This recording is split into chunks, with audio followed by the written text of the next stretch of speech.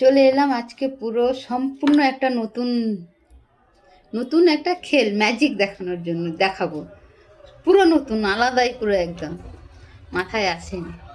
একটা ভাই ফেসবুকে দেখছিলাম এক্ষুনি বসে বসে দেখতে দেখতে, মানে দেখলাম যে মধু নিয়ে মধু বিক্রি করতে এসেছে, যারা মৌচাক ভেঙে নিয়ে মধু বিক্রি করে ওরা ওরা দেখাচ্ছে কি দেশি মধু, ওই মধুতে নোটে লাগিয়ে মধু লাগিয়ে এরকম জ্বালালে কি নোটটা জ্বলবে না বলছে আর কি। তো আমি ওইটা এখন ট্রাই করব। আমার কাছে দেশি মধুও আছে, আমার শাশুড়ি মা দিয়ে গেছিলো, ওইটা আছে। আর বিদেশি আছে, বিদেশি মানে এই যে এটা আছে। তো আমি আগে এক পাশে দেশি দেশি লাগাবো এক পাশে, আর এক পাশে বিদেশি লাগাবো, কেন 10 টাকার নোটটা আমার কাছে অনেক, যদি পুড়ে যায় নেবে না, তাই না বন্ধুরা? তো আমি একটু মোমবাতি জ্বালাচ্ছি, আমি স্কিপ করছি এখন, একটু দাঁড়াও। মোমবাতি জ্বালিয়ে নিয়েছি যে, আর এই এক পাশে লাগাবো দেশি আর এক পাশে লাগাবো বিদেশি, ঠিক আছে না বন্ধুরা?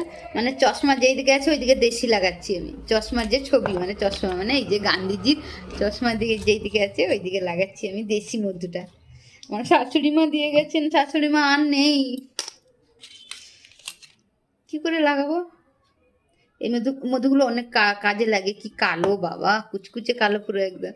দেখি, এই যে চশমার কাছে আমি দেশি মধুটা লাগালাম, দেখি পড়ে নাকি। হ্যাঁ, কি ম্যাজিক! আমি স্কিপ করছি না, ডাইরেক্টই দেখাচ্ছি। কোন পাশে লাগাবো? মোমবাতিটা জোরও জ্বলছে না, এই তুলে রাখলে ভালো হয় না? তার উপরে একটা ডাব্বা আছে, দিলে বোঝা যাবে সত্যি কি মিথ্যে। যদি জ্বলে যায় আমার 10 টাকা গেল বন্ধুরা। মোমবাতিটা জোর জল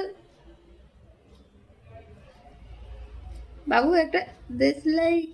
বলছে কি মধুগুলো পড়ে যাবে ধুপ ধুপ করে, কই ফুটছে, নোট পড়ে যাচ্ছে না কি?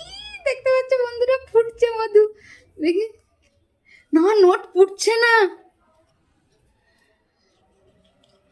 এই দেখ, নোট ফুটছে না বাবু, একটু ক্যামেরাটা ধরবি একটু। আরে ধর না রে বাবা, ইন্ডিয়া, একটু একটু স্কিপ করছি।